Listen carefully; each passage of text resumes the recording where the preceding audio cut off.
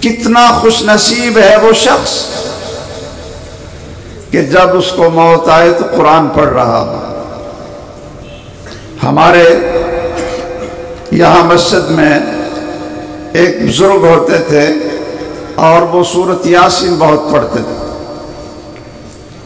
بیمار ہو گئے اور قومے میں چلے گئے۔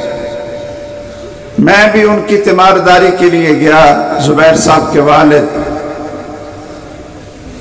تو ڈاکٹر نعیم الرحمن مجھے کہنے لگے کہ آپ صاحب آئیے، آپ کو قرآن کا اعجاز اور قرآن کی وفا اور قرآن سے محبت کی علامت دکھاتے ہیں۔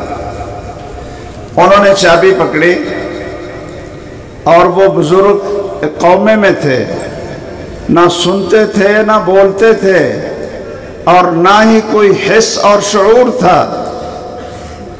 تو ڈاکٹر نعیم نے چابی پکڑی اور ان کے ہاتھ پر اس طرح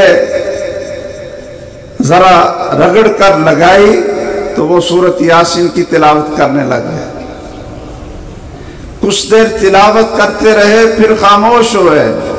تو پھر انہوں نے دوسرے ڈاکٹروں کو بلایا اور ہاتھ پر چابی ذرا دبا کر لگائی تو وہ پھر سورۃ یاسین کی تلاوت کرنے لگے۔ تلاوت کرتے کرتے اللہ کو پیارے ہو گئے۔ یہ قرآن سے محبت ہے۔